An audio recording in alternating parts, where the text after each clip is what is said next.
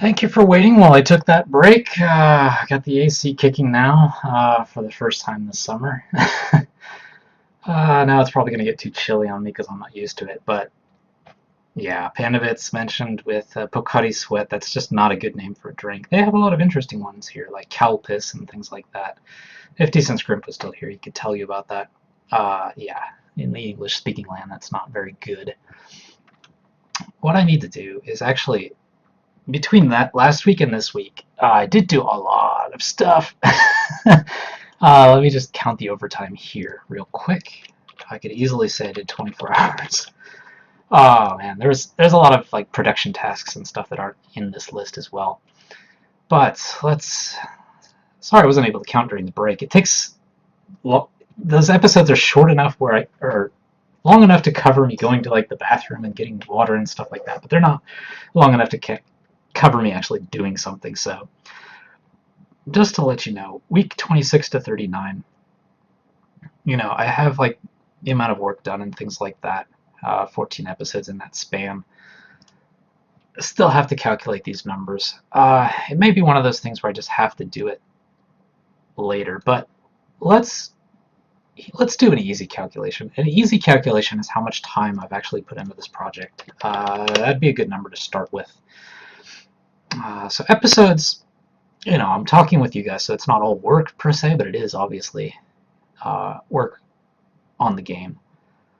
Average is, obviously 2 hours an episode, but let's add in these overtime things. So what I need to do is add up overtime and then add 52 times 2 at the end. So there we go. Plus 2. And more numbers. So I hope this doesn't bore too many of you guys. I'm watching a person put stuff in a calculator live. When I first started the show, like I mentioned, wanted to show as much of the early game as possible, the things that basically made the game live.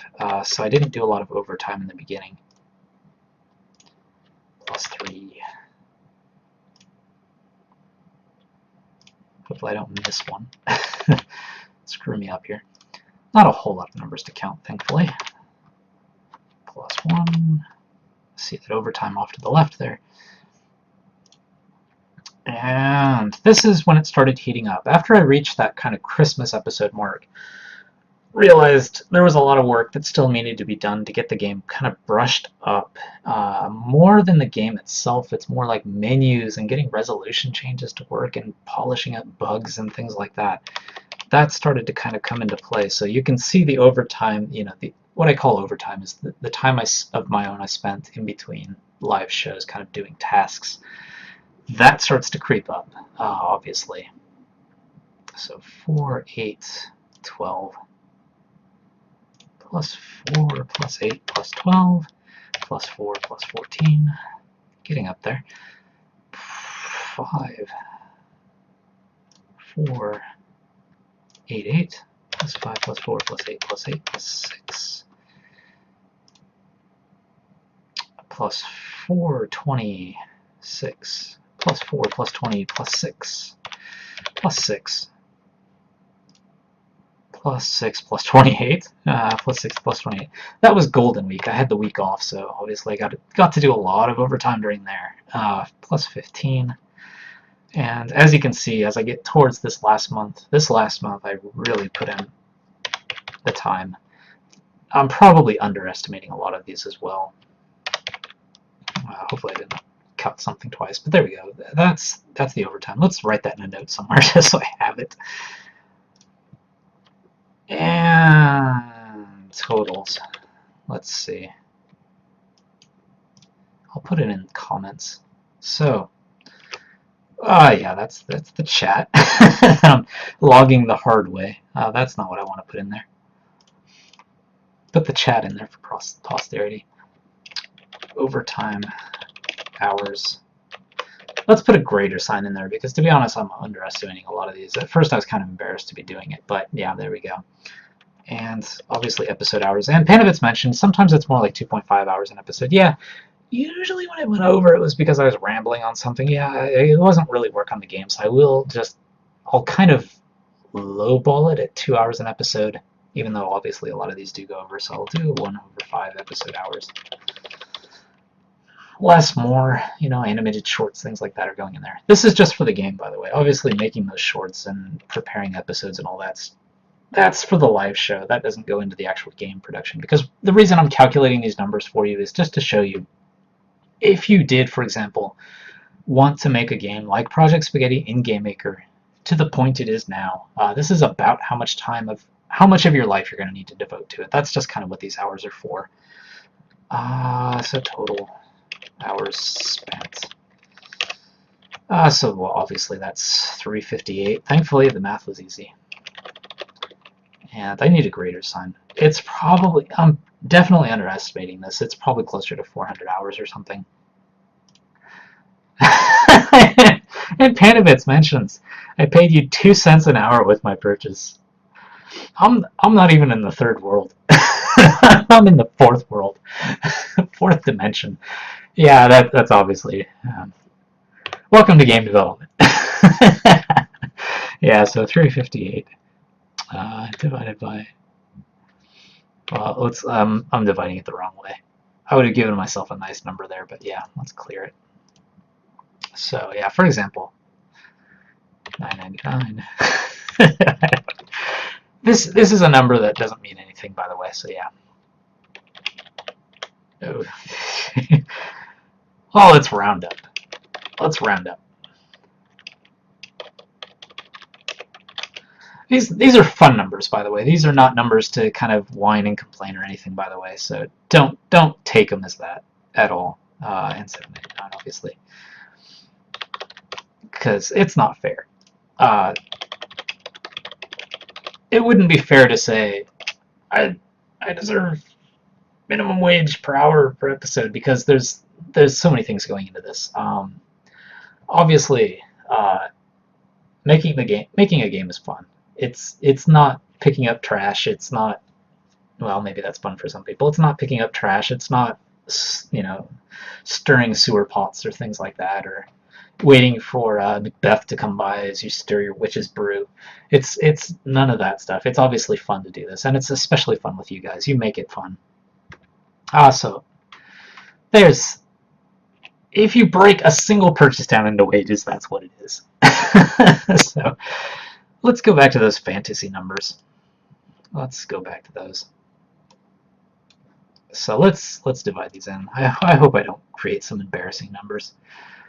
But let's see, 358. So let's go with the original Twitch number here. Where is it? 808 pre-tax. Let's go with some of these numbers and find them.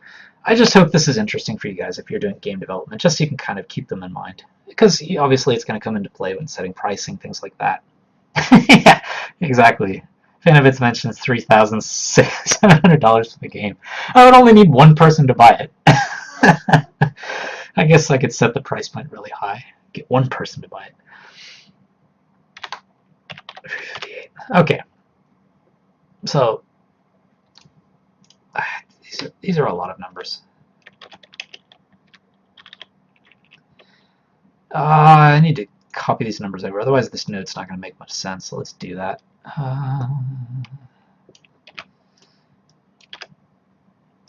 I'll keep these in the list. Pre-tax equals, and what did I, oh, 808. Did I divide that properly? 808 divided by 358. Yeah, okay. That's 2.26. 2.26 per hour. So, that's not bad. It's not minimum wage or anything, but it's not bad. It's work rewarded. Again, none of like putting the show together, all that stuff, because that's another 10 hours a week or whatever. So that's another 500 hours. I don't want to think about those numbers because then I'll get depressed. But yeah. So let's bring some of those other numbers in here. Again, I keep saying this over and over and over and over and over again, but I hope this is interesting, because the concept is to show everything that goes into game development, and obviously selling games is part of game development. Plus 890, 808, plus 808. I hope I added those things right. I didn't add those things right, did I? I'm not adding post-tax. That's the problem. Okay, let me fix my numbers here. I was lying to you. 808 plus 8531 is the proper number. Oh no, that was right. Okay, that's the... Oh, plus that equals that. Got it. Math. Fun with math. Okay. And let's divide that. That's not a bad number. I hope I'm not switching my units here. And I can't see my number anymore. 358. There we go. That's a good day's work. That's funny. That is a good day's work. Plus 09. 09 per hour. I feel stupid putting the Steam number up here, but let's do it. Let's do it. Let's do it. Let's show the craziness. Yes. 2 million units. I would love to calculate that one too. Plus other numbers. Yeah, all right. Good. All right. So that's my total. See, it's 119. This is actually going to be an awesome number. 358. 201.67. Yes. 201.67. That's actually an awesome number. It's an awesome number on the surface, but it's actually not a great number because, again, the other stuff went into this. Making the videos and stuff like that. Making videos. This is just post work. So let's separate this out. Let's keep it out. So, you know those little animated shorts, the images, the episodes, editing the videos, putting them up on YouTube. Basically, it's 3 hours for each task, so it's about 10 hours a week. 10 hours a week, so 10 times 52, plus like bonus episodes and stuff like that. So those were longer, so those were 30, 50, let's say plus 50. So 520 plus 50, and then we'll get out of numbers. We'll get out of them. 570. So there's this other number floating out there, and this number is obviously lowballed, so it's closer to actuality. It's closer to 1,200 hours, let's say. So let's divide that number. This is again not a fair number to divide because theoretically I could just not do the live show, make the game, and put it up and all that sort of stuff. This is not adding value to the game, so it's not really fair to put this number in there. But I just want to kind of see it.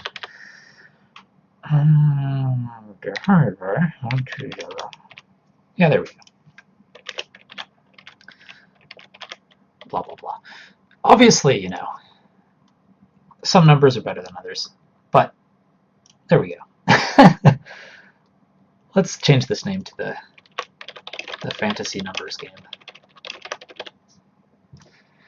because these numbers don't mean anything. They're just calculations. But yeah, Panabit said 367 copies of the game would recoup the cost of production based on minimum wage if people were buying the $9.99 copy. Yeah, exactly. Yeah, that's an easy calculation to make. The realities of it, it's, getting it on Steam Greenlight, actually getting it on Steam, actually getting 10,000 copies sold. That's the dream. It's the fantasy stuff. The reality is not there. But if I could sell 1,000 copies, that would put me in a happy place. $2 an hour. It's a happy place for doing something I love with you guys. But obviously, I wouldn't be able to quit my day job if I did that. So that's that. That's the numbers game.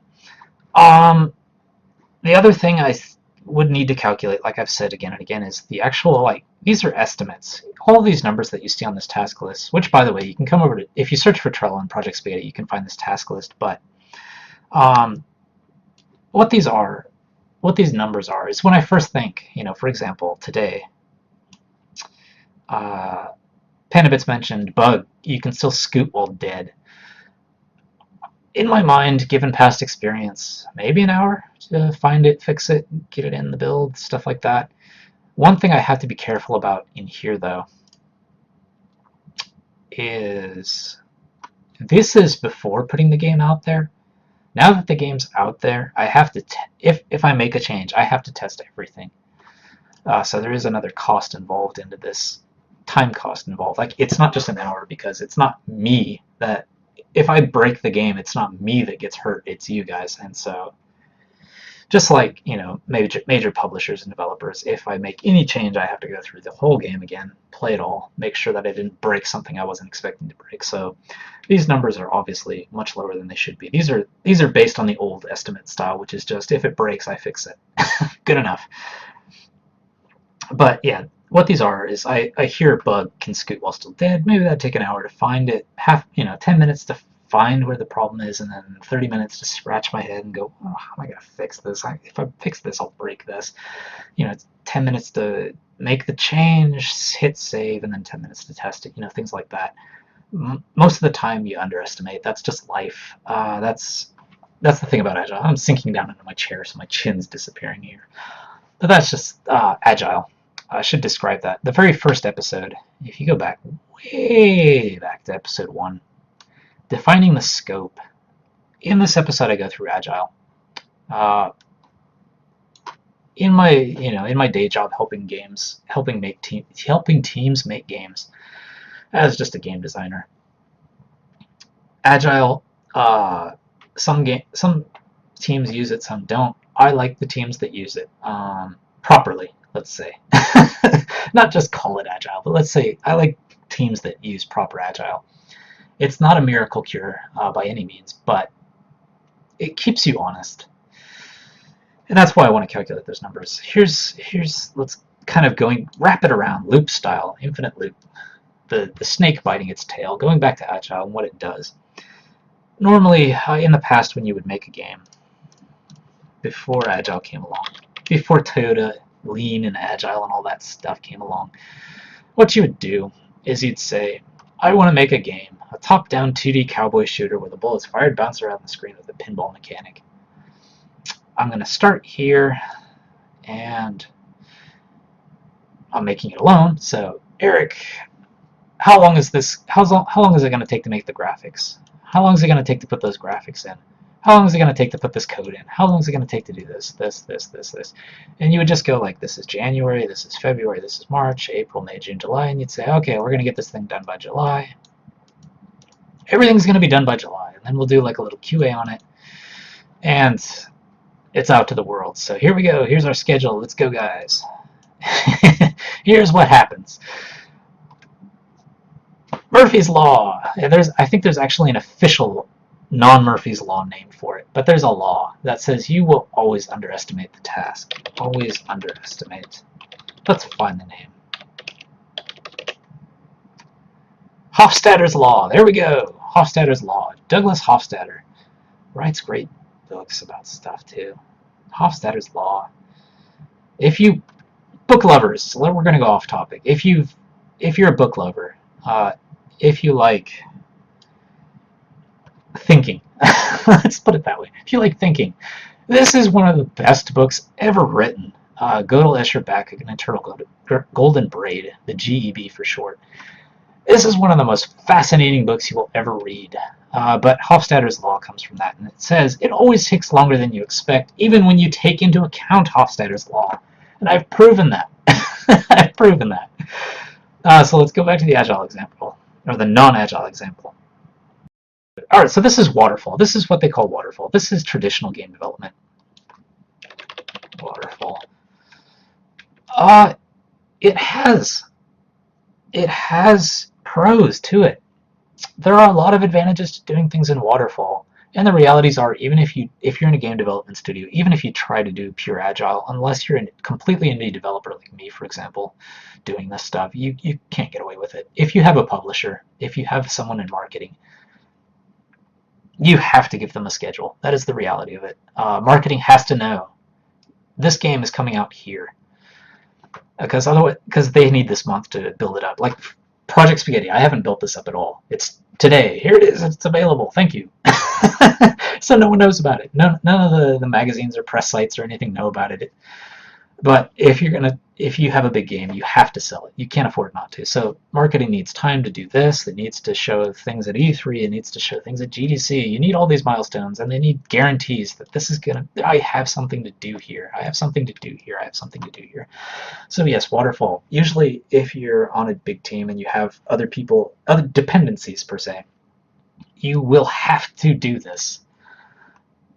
What teams doing Agile do? Let me explain Agile real quick. The Agile principle, how do I explain this as quick as possible? Because I can go off on Agile like I can go off on wine. Let me take a sip of water and get ready. Agile is a way to kind of get app development uh, to market. The problem with waterfall is if you get to this point and you've been working on all these features that should have been ready by here, but this thing breaks.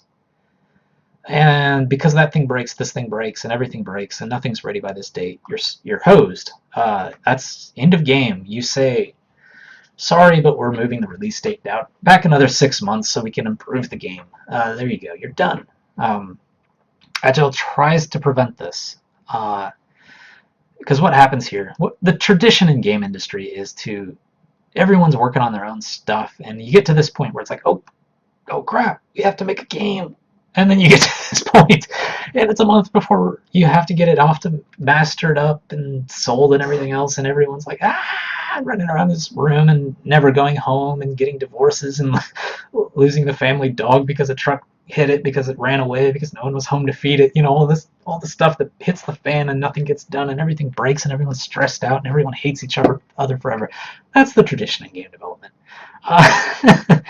It's a fine tradition. It's the way it works. But Agile, what it tries to do, Agile, I think, has a lot. Obviously, the roots of Agile are from Toyota, of all places. Japan, you don't think of Japan as a very agile thing. I've worked in Japanese companies. I do not think of them as very agile presences. They're behemoths. You have to check with your boss and your boss's boss and your boss's boss's boss and your boss's boss's boss's boss. And if you're in a meeting, you have to look around the room and make sure that everyone's, they're all kind of like this, but you have to make sure they're this in a good way. And it's like you need stamps and signs and this, that, and the other to get anything done, and everyone has to agree on everything. So you don't typically think of a nimble development method as something that would come from Japan, but Toyota does. They have something called Lean. If you pick up a book on Lean, you'll figure it out, the Toyota method or whatever they have out there to describe it. But what that is Lean says this is the most important thing we need to be working on now. This is the thing that adds the most value to the product. And if you have problems, if there's anything that's interrupting this flow, we need to let everyone know ASAP. This is blocked. You can see your little Lean Kanban board, and you can see like the flow, and you can see the task, and you see, wait a minute, it's been like, this has been estimated at like 2 days. I'll use Japanese character. What the heck, Michi. 2 days, and it's a week later, and this thing hasn't disappeared. It's like, okay, something's wrong. So someone can come over here and say, what is going on? Why is this not working? And then you can say, oh, Bob over here is not doing this. And then he can say, Steve over here is not doing this. And Steve can say ... And Dottie can say, well, it's Sushi Neko's fault and all that stuff. And you can find problems before you get to here, and everyone's screaming. That's Lean. That's why Toyota works as it does. And it lets employees give feedback too. It's supposed to be bottom up. It's supposed to be because the only people that know this stuff is the first person that knows this is going wrong is the person working on it. Obviously, if the tires are not getting on the car, the person putting the tires on the car is the first person to know that. So bottom up gets problems floating up. That's Lean. Agile kind of takes that in a different direction. Lean is still linear. It's still, this is what we have to do now. When this is done, we do this. When this is done, we do this. Agile is a little more kind of like hippie, I guess. You just kind of throw everything that needs to be done at a wall, basically, and you say, this is more valuable than this, and you can put estimates on times. This is where Trello comes in. That is beautiful. This is where this comes in. This is why this wall exists in the first place, as I could have this giant list over here that says the to-do list. Great. These are all the things I would love to do. They are sorted in. Here's the important thing. They are sorted in the order that would add value, at least from my opinion. Bugs, obviously, need to go to the top of the list, because I need to fix those. Those will add value right away, because they take away from things that are taking away value. So those would go right away. But things, like graphics, Steam support, Android support, obviously that's not as important as getting this game out to you guys. So those go down the list. And, at the bottom, all these things that would be nice to do. And because I just keep pulling things out from the high priority stuff, the game comes together. It doesn't get to this point where it's like I was expecting to get all of this done by July, and everything depended on everything else, and so the whole game's broken, because what Agile does is every couple of weeks you make sure that you have a working build. You say, this is working, this is appropriate. Not everything that we want is in it, but it's good to go. And I'm leaving the chat going way too long. Like I said, I would go off on Agile, and I did go off on Agile. Happy Hippie Hippo mentioned a new rock band is confirmed, if I recall correctly. Yes! Now I just hope it's not region locked, so I can play it over here. Rock band, I love Rock Band. Yes, okay, good. That is good. Okay, good news. Thank you, Happy Hippie Hippo, for giving me good news. And Cirrus mentioned Remember Me should be getting a sequel, or the people are working on it. That's very good news. The thing Pandabit said, the thing about Remember Me is that it was good. It was sound in terms of concept, but the execution was overall bad. The best thing was the look, but that was it. Yeah, fair enough.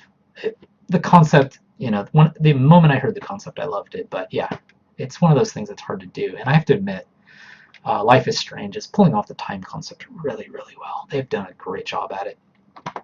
And let's see, keep catching up to the chat in my tiny little window here. Yes, like it was a game with as much aesthetics appeal with the principal draw of something like Mirror's Edge, but Mirror's Edge has a much stronger following for some reason.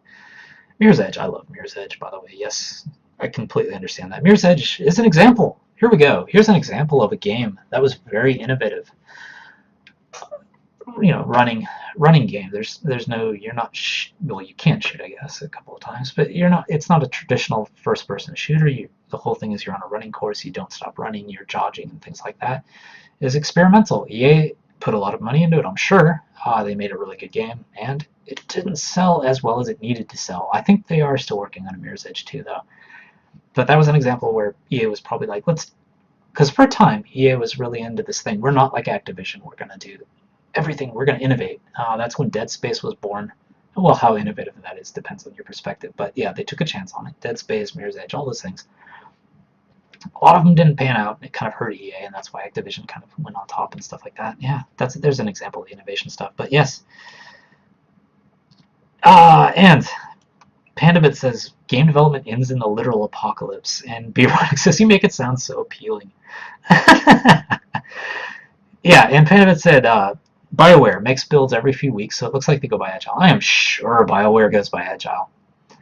A game that big, any game that big that they're working on, I hope they go on Agile, because you do not want to have Dragon Age or Mass Effect. You don't want to have a game with as many lines as this and have it come down to this month and say it's not working.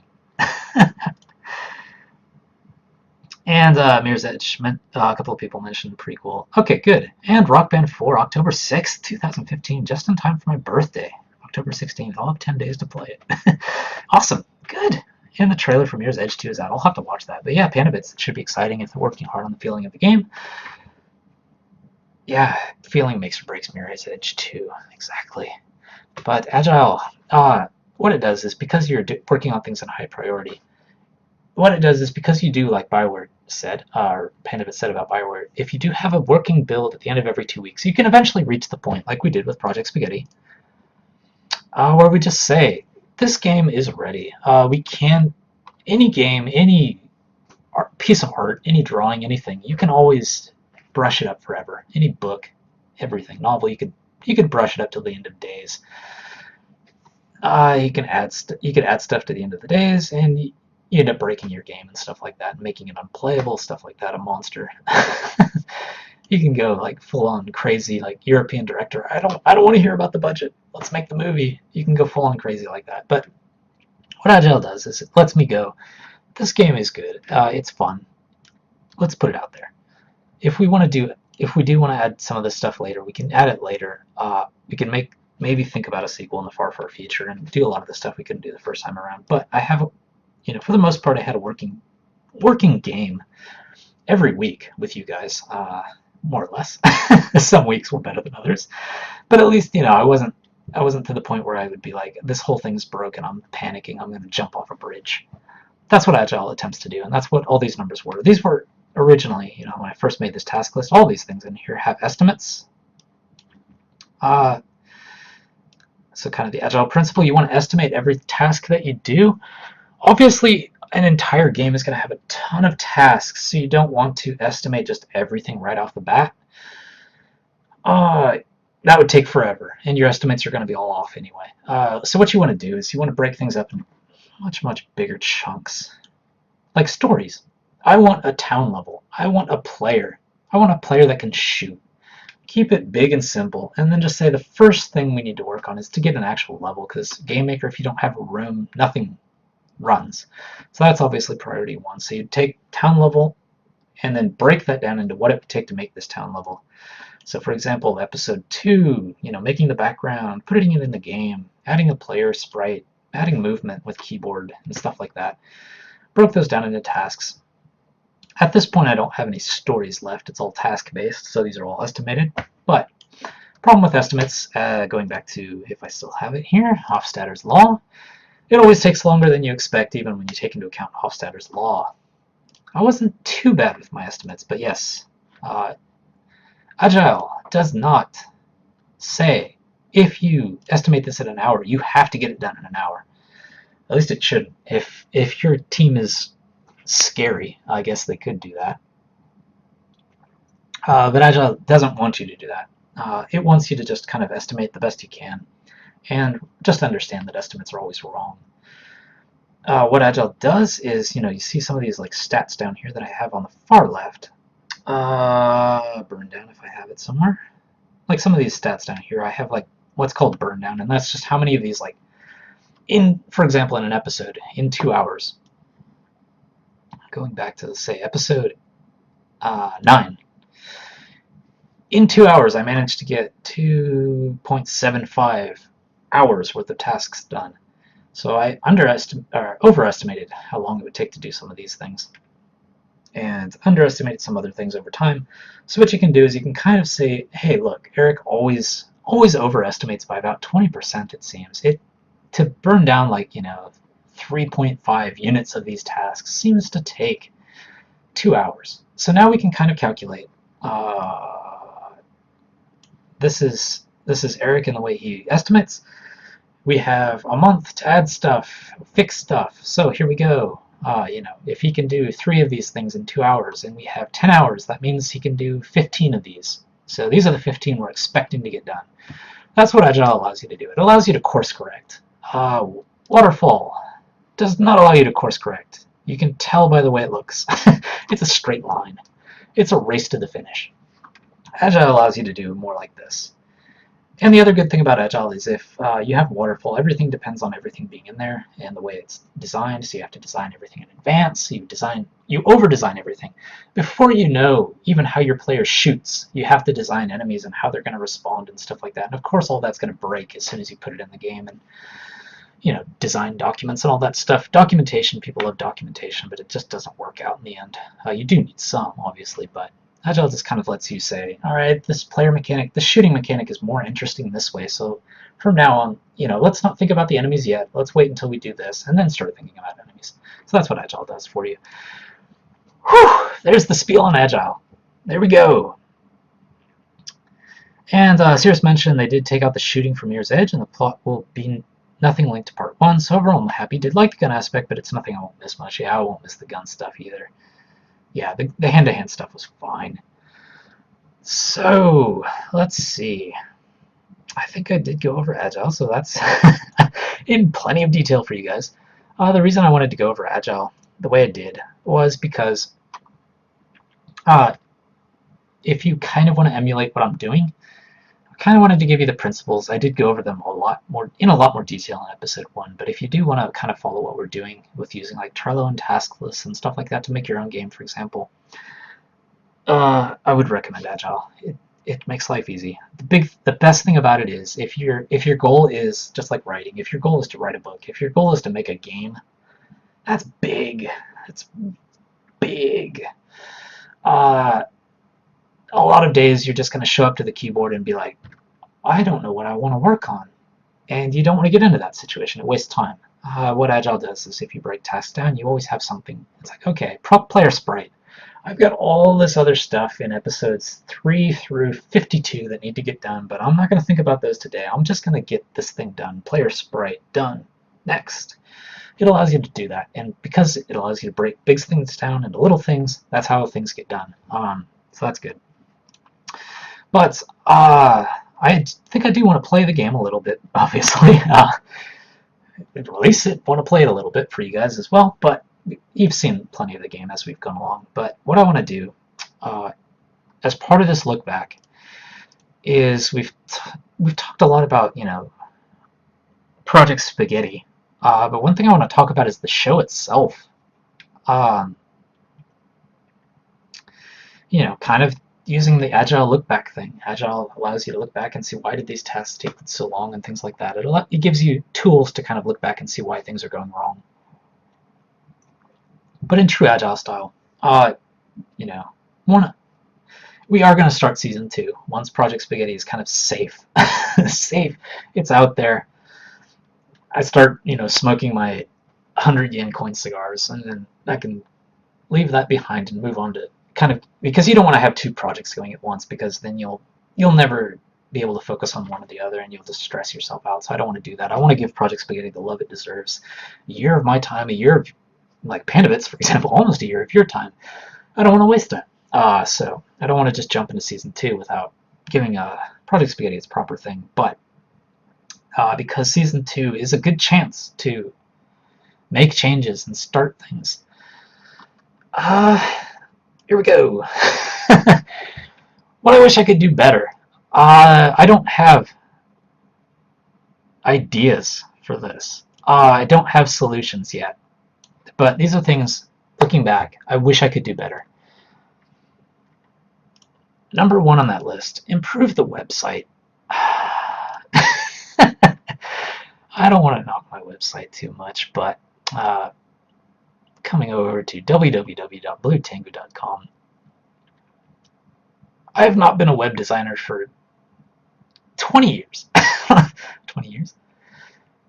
Oh my god, that's about right. Oh, I'm so old. Oh yes, I have not been a web designer for about 20 years. So obviously I had to pick all this stuff up from scratch. Yeah, the website. Yes. Simple. It feels like it's from 20 years ago. Obviously you have little drop downs and things like that. Games, Project Spaghetti, let's go over there. It's very simple. I use a very simple retro theme, WordPress theme. But, by the way, the reason everything is slow is because I'm streaming over Twitch at a high bit rate at the moment. I think I need to fix that next time. Yeah, there we go.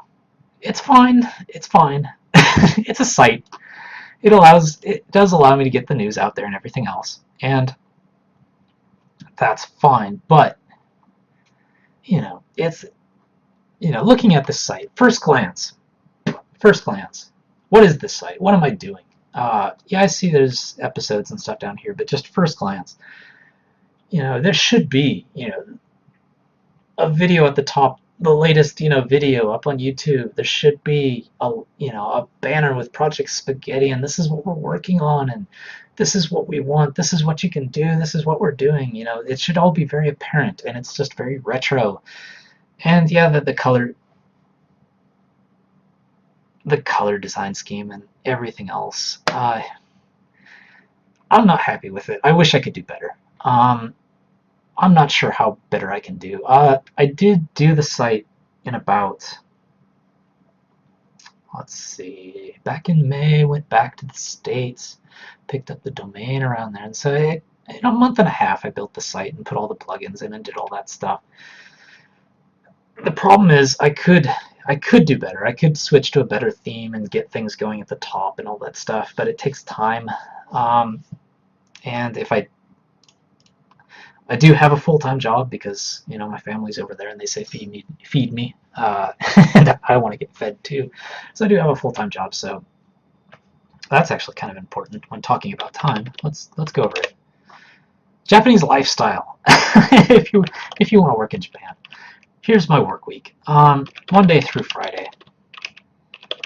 The job goes from 10:30 to 7:15, but I live in Tsukuba. My full-time job is down in Tokyo, so it takes me 2 hours to get there, 2 hours to get back. So effectively, it's Monday to Friday, 8:30 to 9:15. Yeah, that's when I leave home. That's when I get home. And because I have to wake up, obviously earlier, go to sleep, around 12:31 or whatever, and have to have dinner and give family their time and stuff like that. So essentially, it's like, all right, Monday through Friday, I basically have, unless I really shut my family out and say, sorry, guys, then I usually get about 2 hours a night times 5, so that's 10. And on weekends, again, have to take care of lots of stuff because the weekend is the only time I can do it. But, if I can shut my family out or they're all off on vacation somewhere, then, obviously the show is 2 hours, and I usually talk to you guys for about an hour after that, and then I have an appointment, come back, and then probably another 4 hours on Saturday, and then probably a good 6 hours on Sunday or whatever because of all the stuff I have to get done that I couldn't get done in the week. So that's about, 7 plus 6. Let's just round it up to 15. So that's 25 hours a week. That is pretty much all of my life. I guess my life outside of work and getting things done. Yes, 25 hours a week I have. That animated short, like I mentioned, it takes about 3 hours to get that done. To get it done, to get it recorded, to get it up and ready to play. That takes about 3 hours. To do the show, that's partially work, so I won't count that. To get the videos edited for YouTube, that takes about, all in all, to edit the video, especially lately. I've been editing them a lot to keep them under 2 hours, but I'm faster, but I'm doing more. So in the end of the day, for editing, 3 hours for video editing. And let me get through that. Go back through the task list to make sure I'm not missing anybody. I don't want to miss anyone. And Cirrus mentioned it's been that long for me too. Yes, yeah, Cirrus, I think we're the same age. I'm not entirely sure, but I think we're pretty close to the same age because we have the same cultural references and everything else, and we get wax nostalgic about the same things. So yeah, web design. Back when I was doing web design in the very beginning, frames, forms, CGI. Wow, welcome to the future. Oh man, these sites are using too many frames. Those were the problems we had back then. There was no JavaScript or any of that stuff. And yes, Pandabit's the Japanese lifestyle. What I'll get to experience myself soon enough. Yes, Pandabit's, it's definitely going to be awesome to hear about your time in Japan. Curious. You're coming at a very hot time. I didn't want to scare you off, but August is very hot and muggy. I'm not sure how well you do in heat, but you might want to stock up on water and towels to wipe your face as you walk sweaty through the streets. That's what I have to do. Yeah, that's my life. So there's 3 hours for video editing. What else am I doing? Yeah, the show obviously takes 3 hours. So all right, that's 6 hours. So that leaves 19 hours. Minus 3 hours for the show, so that's 16 hours left. So to do everything else, web stuff, posting, writing blogs, thinking about the show script, all that's 15 hours a week. So it's all about how to divide that up. Agile style, what adds value? And Bone Crusher's still here. Oh, thank you. I was kind of worried. I hope you're not glazing over with this chat. By the way, if you guys have questions or things you're kind of curious about, feel free to send it out in the chat. Not interacting with the chat enough is one of those things I need to do better. But 15 hours a week. So I know that to do a better website it would take 15 hours a week for me because I'm not that great at it. it would take 15 hours a week for me for probably weeks or months or something, and that's time I wouldn't be doing the game, time I wouldn't be here live, etc. So this is a tricky one. I don't know how to fix this. The Probably the easy thing to do would be to try setting up, kind of a separate site, trying a different theme out, just seeing if I can get it kind of working.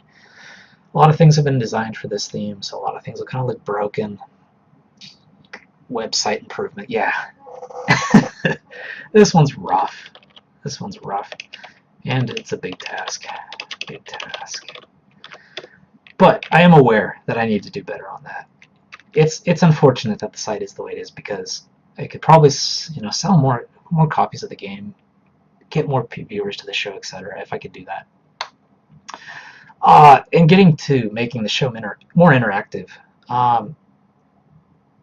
One of the big problems with doing live game development versus streaming games, really hard to check the chat and kind of interact and do stuff. There's not a lot for you guys to do, and I don't like that. I want to give you guys more to do and say and have a bigger influence on the projects. Like, Pandabit's giving me lots of great ideas on, what I should do with the game, etc. Oh, made it a better game. Polls, relying on robots and stuff like that to do polls and voting. I'm not sure about that stuff yet. I do want to find a way to make this more interactive. Ideally, this is a Trello problem, but ideally, there is a voting thing in here, but it would be nice to have comments or something. It would be nice to have users able to kind of come in and say, I want to see this sooner than later, things like that. Because then you could kind of decide the flow of the game and what you want to see and what you don't care to see, and I could do that stuff in overtime and just do the stuff you want to see, because that would be important. Hard to do that through Trello, so maybe I could, at the start of each episode have like a task list and say, these are the tasks I could do today. Which ones do you guys want? One of the problems is starting the show. Maybe not everyone's in the chat right away. I have to think about that. But I do want to make it more interactive. And I also want to, Project Spaghetti, the funnest I've had with it was when you guys were throwing stuff at me in the Twitch support stuff. So whatever game I make next, like Bone Crusher, I mentioned the bird game. I'm not sure how I could add Twitch support to that, but I want to. I want it in there, and I want it in there early, so you guys, like, while I'm testing the game, can actually interact with the game itself through chat, because that'll make it more fun. Earlier access to the game. You guys have been patient. You are all saints and angels out there. You are far better human beings than I am. I bow to your superiority. Earlier access to the game. You guys have waited a year to see this game, to play it. Part of that is just because I didn't want to give you a game that's not done. That doesn't have everything in it. That's not as fun as it could be. Let's take a look. Let's take a look down memory lane. In fact, I think I could bring the video up locally instead of having to rely on YouTube. Let's take a trip down memory lane. Episode, let's go with 4. What the heck? I have no idea what this is going to show up as. Let's find out. I need to shrink this. Episode 4. Don't have to. Okay. Oh, let's. A younger, more spry me. So young, so innocent, and I promise. Still bounce off the barrel. Humble beginnings. If I were to release the game around episode 4, you would be able to sit in a weird multicolored room with a couple of fancy barrels and fire bullets and dodge them. Well, would you want to do that? I don't know. It's one of the things I'm mulling over. I don't know how I would go about this, but putting the builds up somewhere where you guys could play where it is at now. It would be something I would like to do, because otherwise you do have to wait a year to do anything. So I'm not sure about that. That's something where it's like Pandavit, Cirrus, Bone Crusher, Jamorian, Happy Hippo, all of you guys, let me know.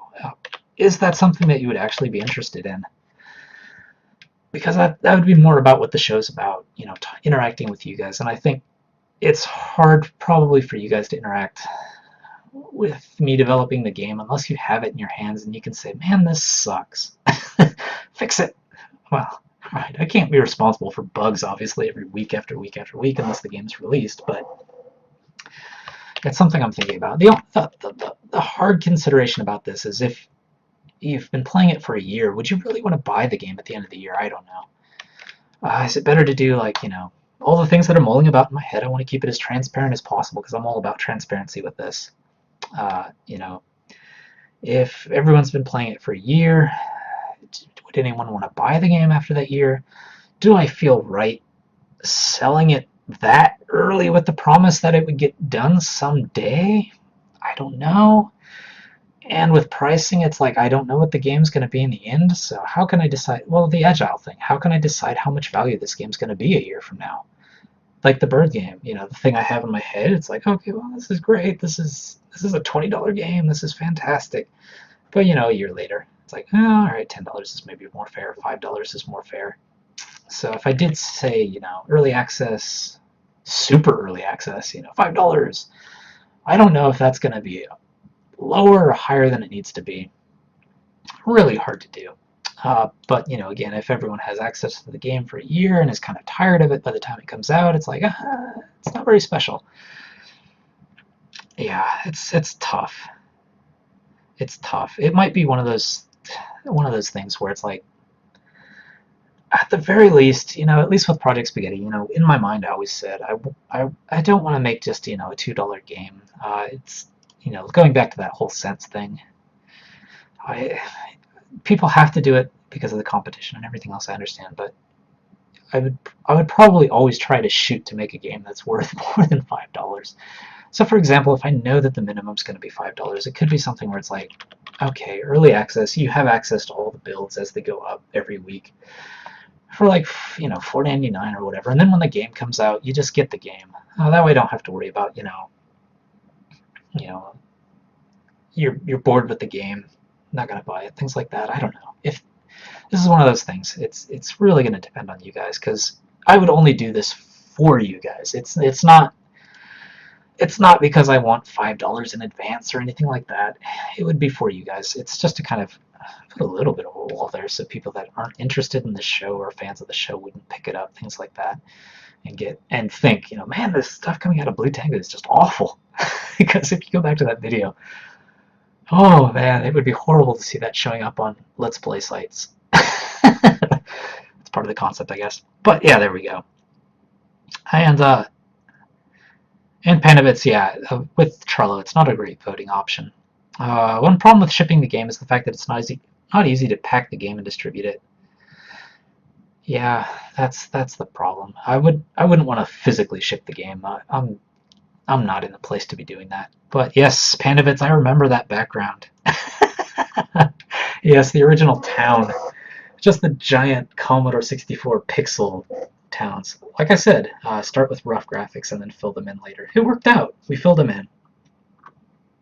And Jamorian has some advice. Perhaps a true alpha beta release setup for viewers. And there are time trackers for viewing hours, so perhaps tie access to the pre-release to a minimum amount of viewing. That's interesting. Jamorian, that is very interesting. I'll have to ask you about the time tracker stuff. Do you do that through a robot or something, like MooBot or anything like that? Time tracking might be a good way to do that. Here's why. My concern is, if someone's just dropping by the show for like a few seconds and they see, oh, okay, there's a game out, I'll buy it, and then they see like that, the boxes at the top, and there are no enemies, there's nothing to do. I feel bad for them more than anything.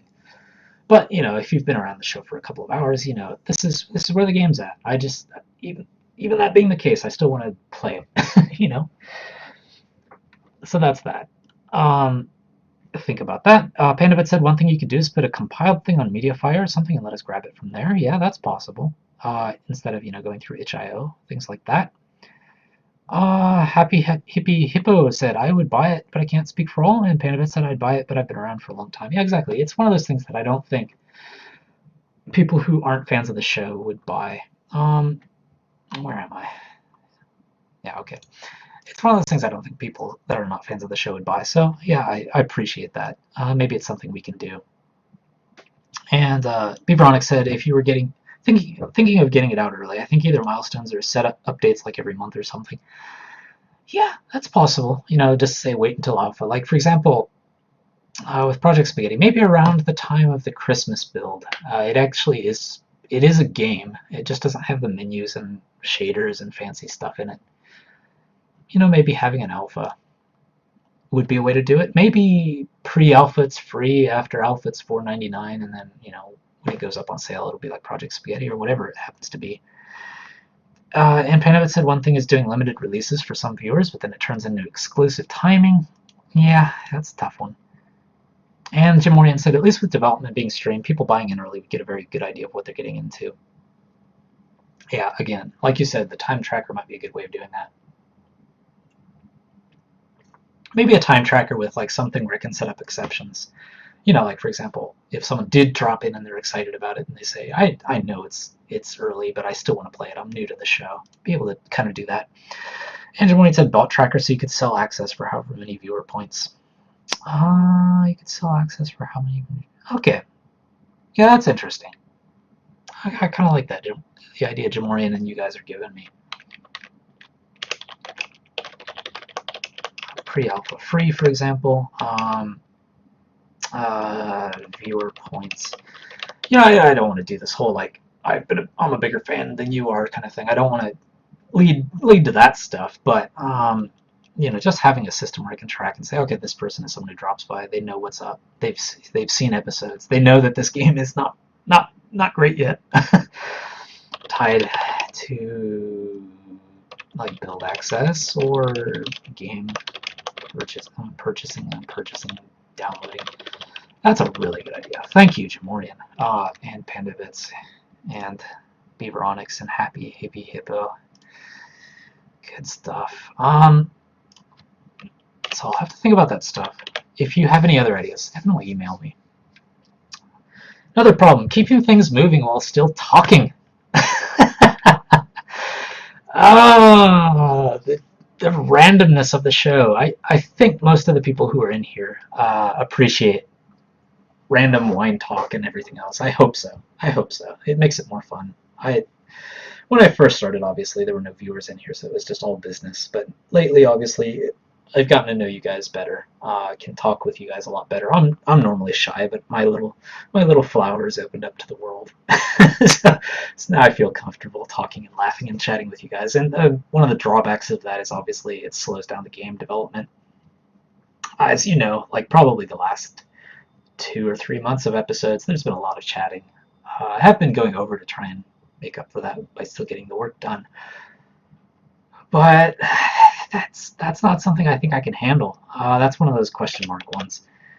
It would be nice to be able to develop. I wish I had Jamorian's brain. Jamorian, I don't know how you do it, man. You've got like hundreds of people chatting at you. You're able to respond to them while still calculating your trajectories and everything else. I don't know how you do it. For me, if I'm looking at scripting stuff, that takes all my attention. If I'm looking at scripting, I can't look at chat. If I'm thinking right now, I can't look at chat. I don't know how I'm going to get better at that. Practice will maybe help a little bit, but yeah, maybe Jamorian, you would be the person with the experience at this. Ways to get this done better. Because I don't want to leave you guys hanging for as long as I leave you hanging. Because it's not very interactive, right? That goes back to the interactive thing. Don't know how to do that. Make video editing easier. Yeah, I guess if I had less distractions, I could do that, but I don't know how I can do that. Video editing is not too bad.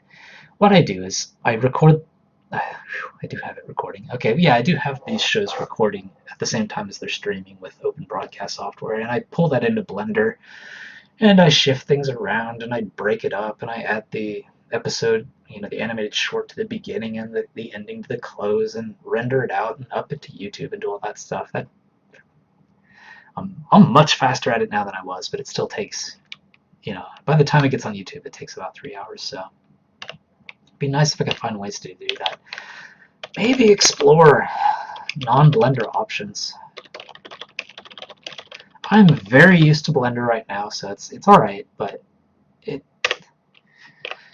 there are probably better options for editing video. That would maybe make it faster. Have to think about that one. And Panovitz mentioned you appreciate my tangents. Professional alcoholism.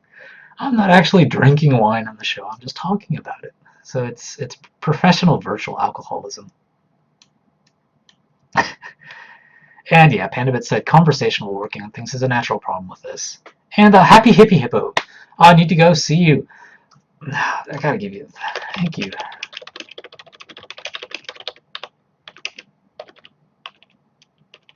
Give you your props.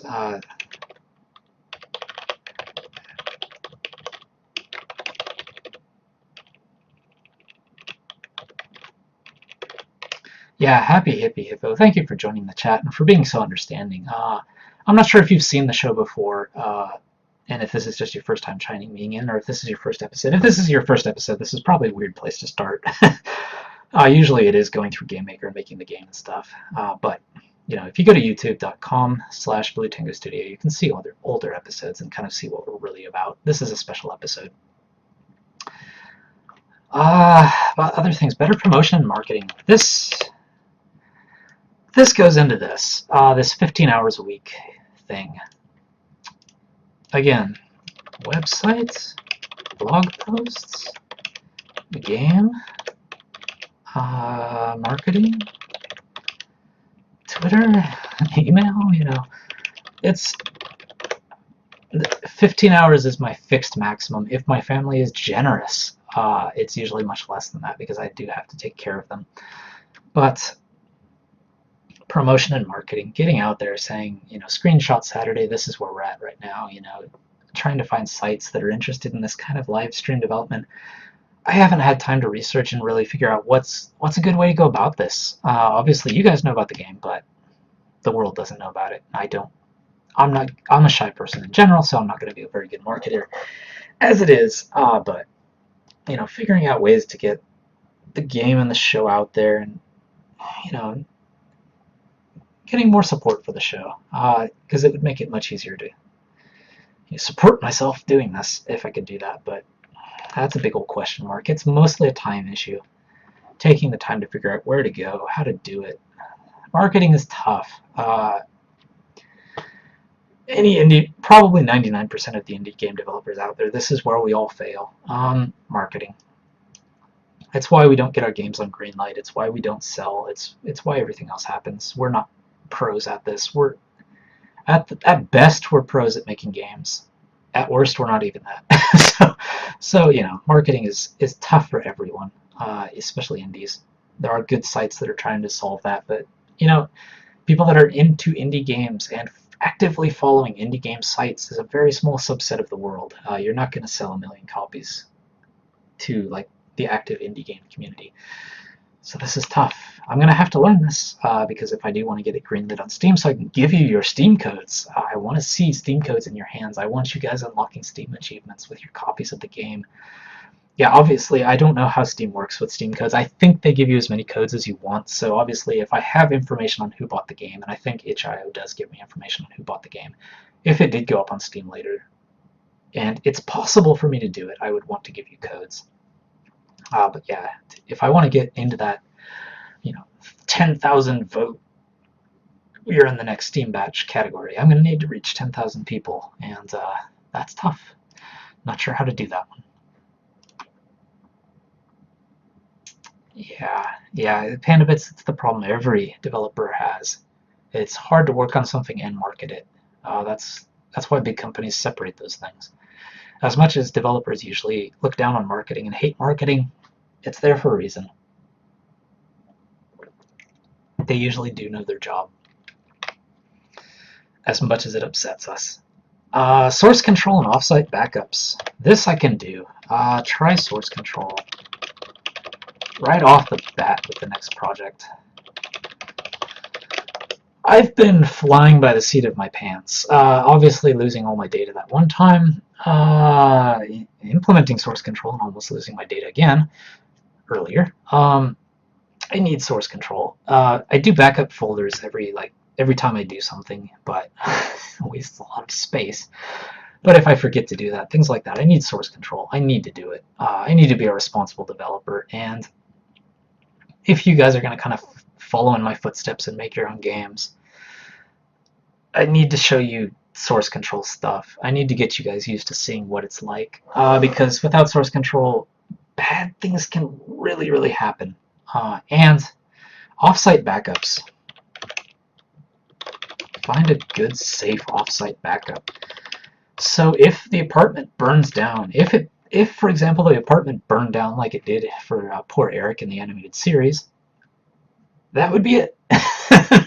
Project Spaghetti is gone. All the episodes are up on YouTube.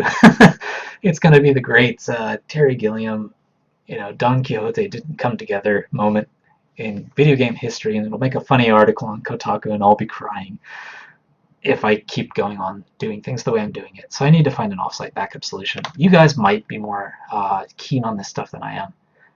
Are there good, safe sites to put your data up where obviously nothing's hack-proof, but where you're pretty sure it's not going to get hacked? That would be much appreciated. The files aren't that big.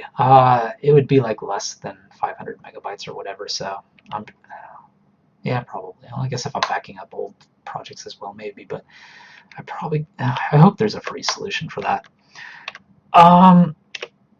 Yeah, Pandabits mentioned SkyDrive, Google Drive. I'll have to look into that and just see which one gives the best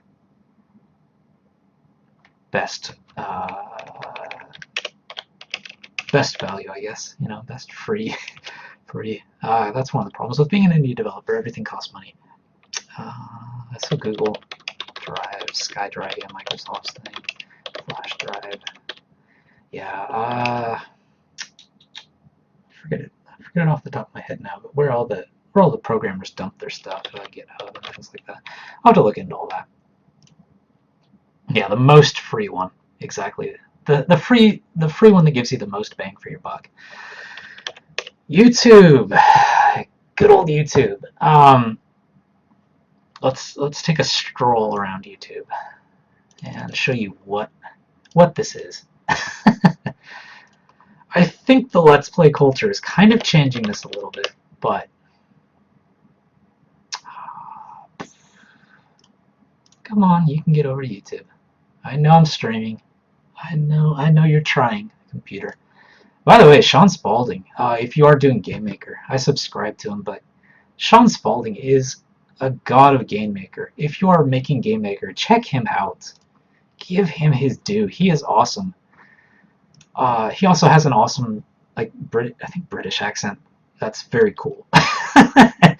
Americans, we're suckers for British accents. But yes, Sean Spalding is the man when it comes to Game Maker. He deserves props. But let's see. Funny cat. There we go. Forget your sadness. I guess I can't. Oh, there's the time codes.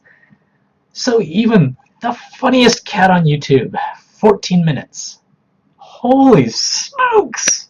49 million views. Let me go back to my list. Where's my list? Where's my list? Props lists. I've got all these lists here. Too many files open. Let me get the right one. For the future, stop making games. Make funny cat videos. I think I found my calling. 49 million views for cat. Okay, well, props to the cat. 14 minutes. Well, there you go. 14 minutes, 2 minutes, 5 minutes, 6 minutes, 12 minutes. Oh, that's a cute cat. Alright, I was about to click on that. See, it works. Cats work. 20 minutes. I have to add cats. 13 minutes. Here's the thing with YouTube. It is designed for short content, short-form content. It works best with like 5 minutes, things like that. It works next best with like 10 to 15 minutes. It works much less best with 20 minutes. And once you cross the 30-minute mark, it's like, do I really want to watch this? That's the problem with putting videos up on YouTube. Let me show you the videos. Yes. And Beaveronics. Cats rule the interwebs. Yes, it's not beavers, it is cats, but I am sure there are some good funny cat videos. Here we go. Looking at the list. Yeah, introductions. That's 2 minutes. That's nice. I did break the first episode up into two because the first one was really long, so I did want to break it up. And Blender only allows up to 2 hours and a half of video, so I had to break it up. And the second episode I kind of followed suit, but since then I've been just, why break this up into parts? It's an episode. Let's put it up as an episode. Do it properly. So since then, obviously the hours are 2 hours. Episodes are 2 hours a week. YouTube, 2 hours. If you stumble across a video and you see it's 2 hours, you probably don't want to play it, to be honest. To be honest, especially if it's just me chatting. Maybe the animated short's fun, but if it's just me chatting about gameplay and watching bugs and stuff like that, if you're here with me live, I think it's fun. I hope. Hope that's what's keeping you around. But on YouTube, you're not able to interact and stuff, so 2 hour videos kind of on YouTube. That's a tough one. Yeah, so Jimorian says, search kitten ducklings and prepare to melt. Oh, see, this is how YouTube works. YouTube is, no one is going, oh, with like blue Tengu game development. People are going, oh, with kitten ducklings. Oh, yeah, exactly. Exactly. So yeah, this show is not really well designed for YouTube. Pandavit says 3 to 5 minutes, then 5 to 8. And Jamorian says, yeah, Let's Plays typically need to be less than 30. Let's Play, that culture, what? Why am I forgetting his name? PewDiePie, the guy that looks like me when he puts on a surgical mask and comes to Japan. Yeah, PewDiePie, he's really done the job getting people to watch longer YouTube videos, for example. But yeah, Let's Plays need to be less than 30 minutes. And more than 25 minutes is pushing some limits. And Beaveronix did mention I don't have a issue with long-term content. I think most of you guys in here don't have an issue with it, otherwise you wouldn't be watching this. But yeah, I guess it is an abnormality. Yeah, I think it is. We don't get a lot of views on the show. When I first started out, I thought, maybe if I could do live game development, maybe if, when I didn't know other people were doing it, I thought maybe this would be a crazy thing and it would catch on and I'd be able to get subscribers on Twitch and views on YouTube and maybe be able to support myself that way and give games away for free. No. It's not the reality of the situation. Fair enough. It is not the reality of the situation. I was being stupid. Being crazy. Game development is obviously a niche thing. More people want to watch games than watch games being made, and I understand that completely. I would probably be the same place. And YouTube views and Twitch subscribers are probably not something I can depend on. I think Vlambeer, because they are who they are, they can get away with it, obviously. The subscription model they've got going on Twitch. I can't do it. So, there we go. That's the YouTube stuff. Going back to numbers, I need to label these files better. Yeah, I'm not going to do this.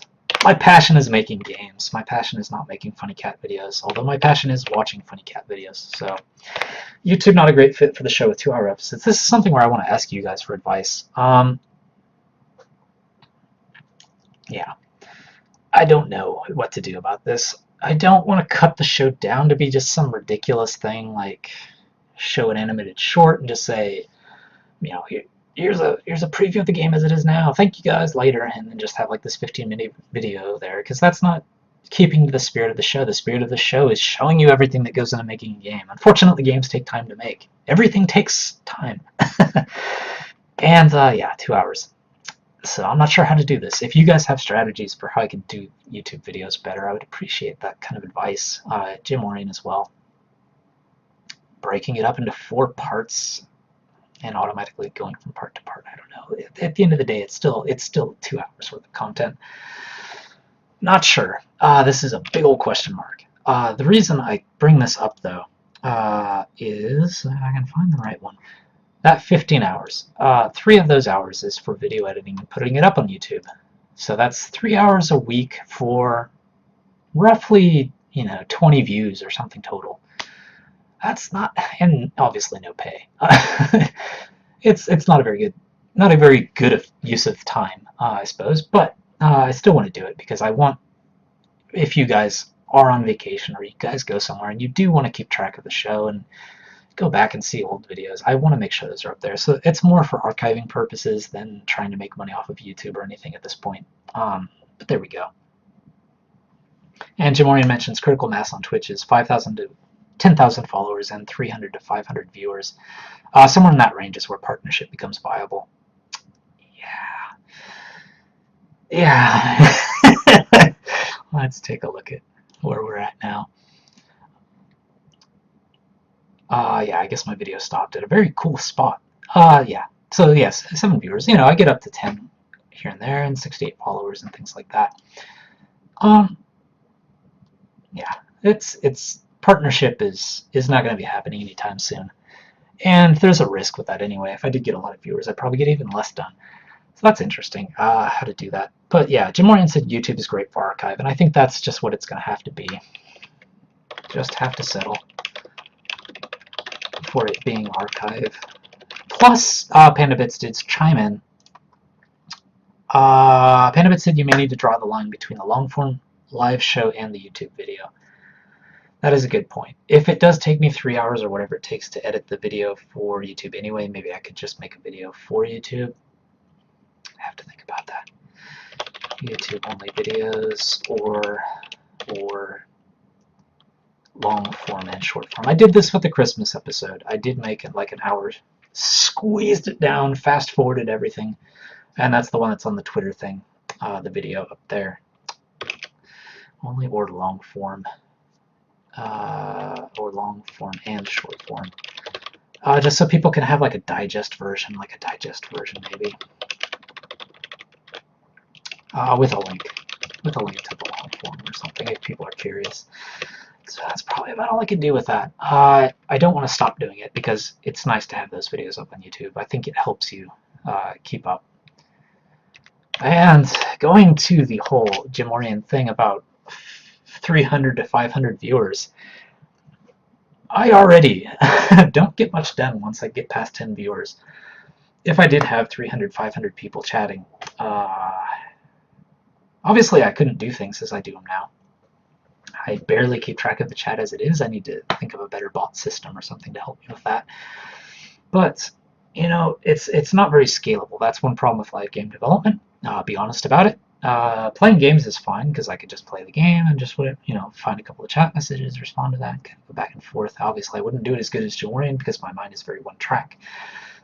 But it's not very scalable. So if Season 2, for some reason, we do take off, if the dream does happen and I get to smoke my 100 yen coin cigar and have 300, 400 people in here all talking to me, I can't talk back and get anything done. So this is a big, big problem. I don't know how to do this in a way that's not going to be upsetting. I wish Decent Scrimp was in here. He loves that word, upsetting.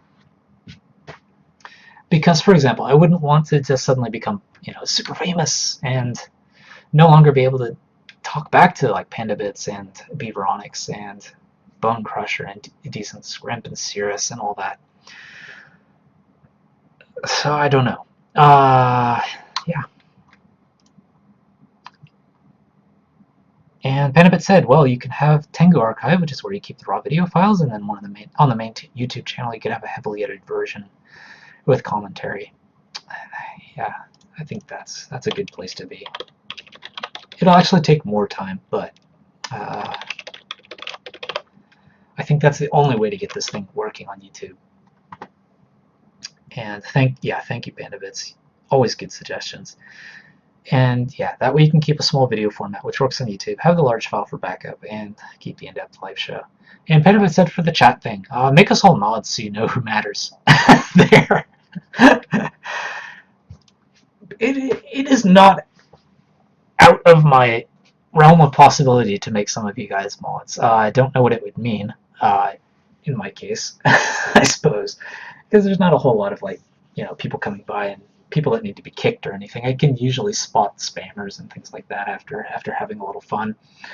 So there wouldn't be much point to having mods, I suppose, unless I start slowing down chat for the other people and doing, the Twitch things that people do. I'm not sure. I have to think about that one. Yeah. Not very scalable. This one's tough. Yeah, because the problem is I could make you mods, but then I'm still not able to chat with you. So you're a mod, that's great, but that's it. And Panabit said, yes, there are extreme ways of handling it, like sub-only mode or slow mode, but those are heavy ways of handling it. Yes, exactly. And, for example, Hippo came by today, and I've never seen him in the chat before. Maybe he has been here before, I don't know, but this is the first time I think I've seen him talk in the chat. Him or her, I'm sorry. I always do that. Assume males. But,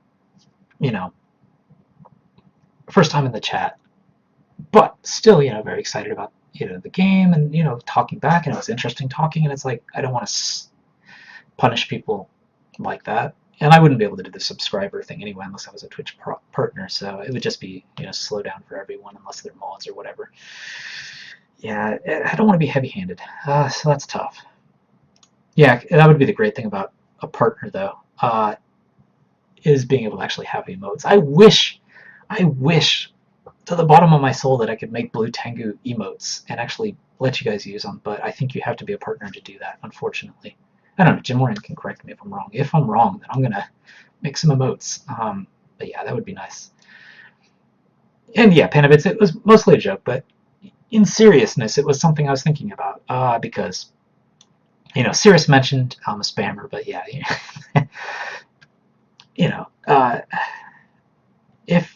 if mods would help somehow, then I would have no problem making mods. Jamorian said there are chat extensions like BTTV that allow for highlights and other advanced features. And Chatty. Okay, well, I'll look into that. Anything to help. One other thing that would help a lot. This monitor. I wish I could show you the monitor, but I can't.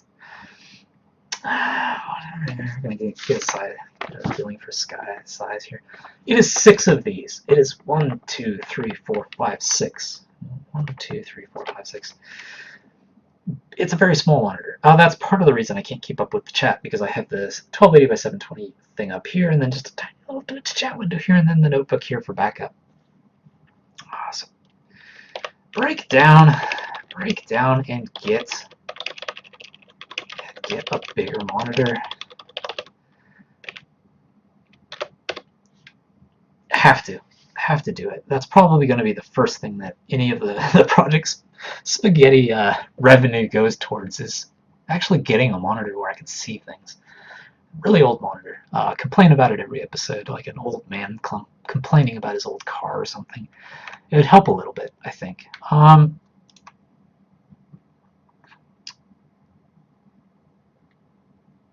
Beaveronics, gotta go to dinner. Catch you next week. Thank you for sticking around. I was only planning to do this for 4 hours, but I want to keep going a little more. Just to kind of get through this, but it should be wrapping up soon enough. But thank you, Beaveronics, and thank you. You've been in here a long time, I think, and recently you've been in the chat, and it's good to have you. And thank you for supporting the show, and for the game. I hope your wrist gets better. By the way, I hope it's not too long to get better. And thank you for congratulations on the release. I hope it goes well. Thank you. And Panabit's a good old 1920 by 1080 monitor, and keep the old one on the side. Yeah, I think that's what I have to do. Live dev not scalable. If you guys have other advice, I'm gonna have to think about this one a lot. I guess it's a problem I don't have to deal with now, because I'm not that big. I'm not even big in Japan. I don't think anyone from Japan watches me, so I'm very small in Japan, even though I live here. Not put my family out as much. Oh, here we go. Here we go with the numbers again. Yes, how to do this. There's that 15 hours. I forgot to add one thing here. Oh, my poor wife deserves the game credits more than I do. It should not, I know B. Grim is up there at the beginning of the credits, but it should be my wife's name and then everyone after that, because when I'm working on this and trying to get this thing started as a business, everything else falls on her delicate shoulders. And she's been doing a lot, and I know it's stressful. I know it's stressful. It's not easy. Obviously, she married me with the intention of actually having a husband. Not this voiceless presence that sits in another room and just makes games all day, and as a job on top of that. So not putting my family out as much. This is going to be tougher with Project Spaghetti. The big thing was trying to get the game out in a year. Episode 52 done. Got the episode Project Spaghetti up on release. Not put my family out as much. This is going to be a time management thing. I'm going to have to find ways to get more efficient. So my family survives the next year of this. Sad reality of indie game development. Beatdown City. Let me find it. Beatdown City. Treachery in Beatdown City. I am going to give this guy props because he was at GDC, and there he is. Sean Alexander Allen deserves props. He was at GDC with a lot of other people who are my heroes as well in indie games. That's when I got to finally meet Tom Francis and stare at him dreamingly and think, oh, I want to go up and talk to him after the thing, but I'm too shy, so I'm just going to slip out. Sean Alexander Allen, there was a talk at GDC. I don't know who has access to Vault or whether this is public or not, but I did have a post on the site about it. But a couple of indie developers talked about what it's like going from AAA to indie.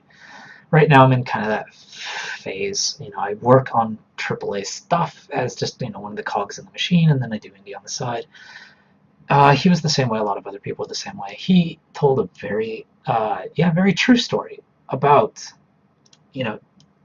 this was his passion, this was his life, this is what he wanted to make, and it's an amazing thing that he's trying to make, and he's obviously influenced by some of these old games and stuff, and he's an awesome person, by the way.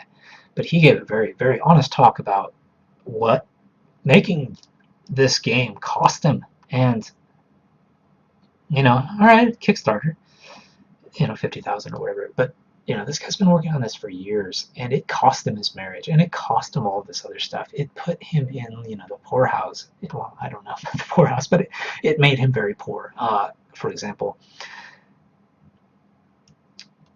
So yes,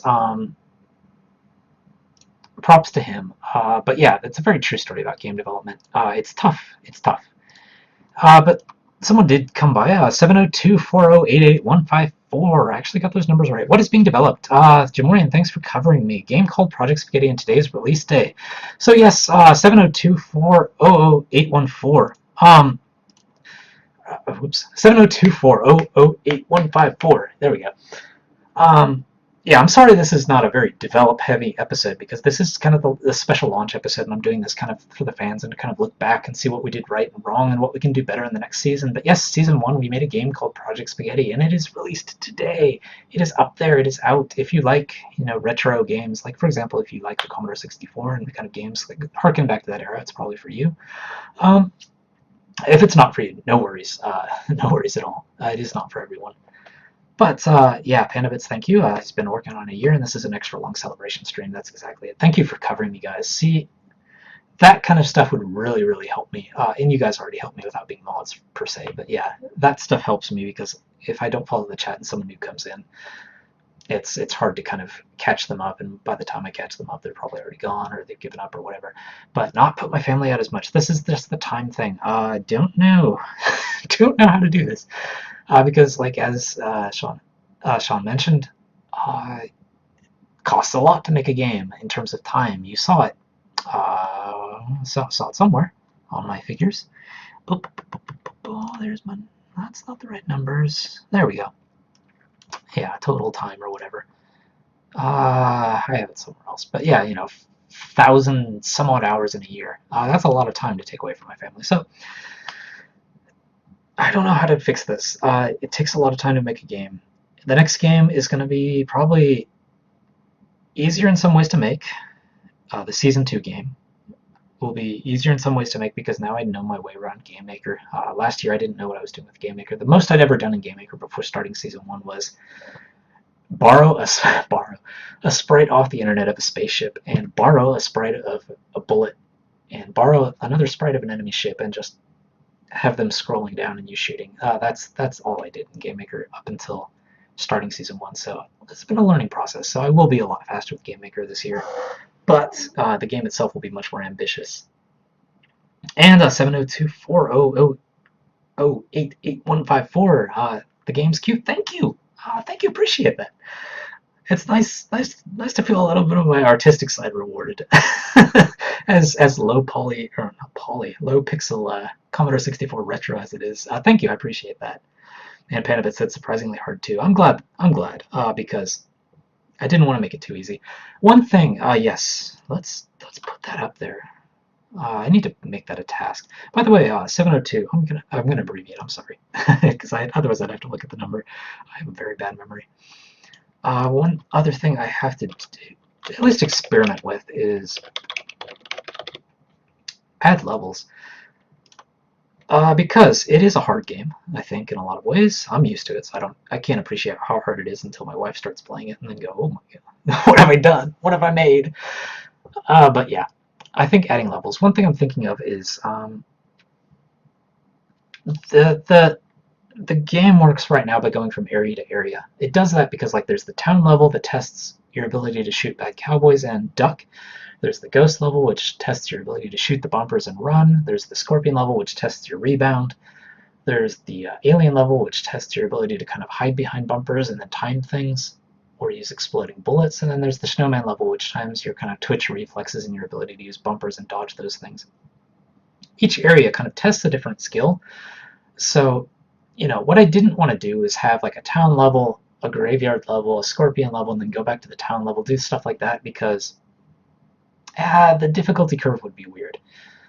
You know, by the time you get used to the bad cowboys, you're already moving on to ghosts, and it's just too much information. So I wanted to have area, you're done, area, you're done.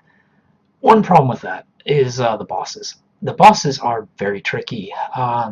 They are bosses. They're proper bosses, except for the scorpion, who Panabit's pinned and killed. But yes, the other bosses are proper bosses. And the thing is,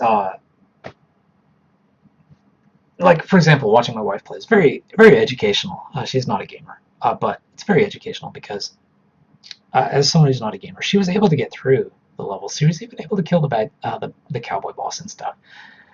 But you could definitely see there's this difficulty ramp that occurs.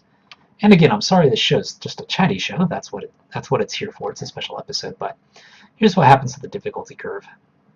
Level 1, level 2, level 3, level 4. Level 1, level 2, level 3, level 4. And you know, most games are designed that way, but I think the spike is too heavy. So what I'm thinking is to also kind of add more game, you know, to more situations, more variations for you to play with. Even if it's using the same enemies, just reconfiguring bumpers really makes it a different level, and the timing of how they come out.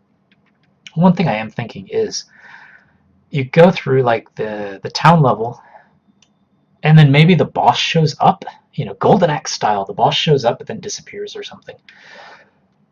And then you go to the graveyard level, and the same thing kind of happens, and then maybe kind of go back and forth, or you loop through all of the areas, and then you go through a more difficult version of the areas, and then you finally get to the bosses in those versions. Maybe that's a better way to handle this difficulty curve and to make the game, you know, pretty much double the game content. So there you go. And let's see. Yeah, Jamorian mentioned full-time 40-hour week job is 2,000 hours. Oh my. Oh wow, I've been putting that much time. So yeah, okay. So yeah, it's basically been since I have a 40-hour week job, and since I do commute for 2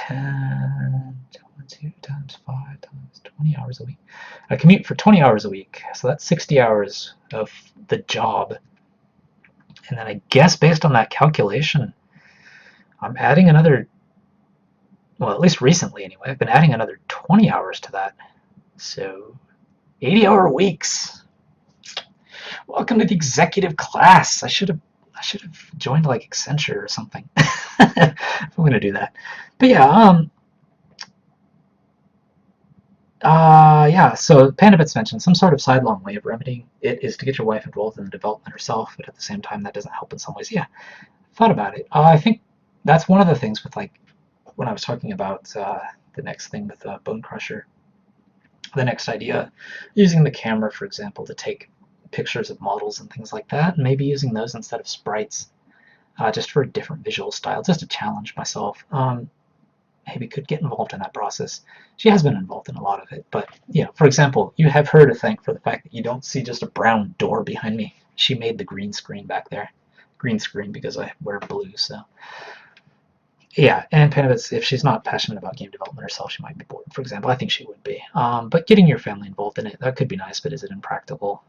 Uh, and to be fair, you might need to do some tweaking with the first boss. Yes, I think I do need to tweak those difficulty curves over the next month. And 702 said, I'm looking for programmers and beta testers to help me out with my game simulation called his.tori. It uses graphics on demand. The secret is revealed. He was selling protein powder all along. Lots of the inside joke. Uh, yeah, sorry about that. The inside joke is just that in the past, there have been people that have just jumped in and sold, like, have posted links to different things and whatnot, and they've led to different things. So the joke is, please don't sell protein powder or whatever. But yeah, you're in a different case. Can you let us know more about his Tory history? I'm very curious about that. Because that's one of the things I always mention at the start of the show. I want to hear and see what you guys are working on. So if you have a link to your stuff or your feed or your videos or anything you're doing, please post it. I don't think you'll find very many programmers in here at the moment, but beta tester, you might find a beta tester in here. Uses graphics on demand. Yeah, post a link. Yeah, you're not the butt of the joke at all. It's just something that came up. Sorry if you felt offended at all, but yeah, it's just problems we've had with spammers in the past. But post the link, post it in the Twitch feed. Let us see it. If you are looking for programmers or beta testers, and you have like some place where you're kind of gathering those people or an email or something like that, post the link. I'll definitely check it out too. Yeah, Jamorian also covered. You didn't start with that post and you've been participating, which is the proper way to do it. Yeah, you've been fine. You are completely fine, 702.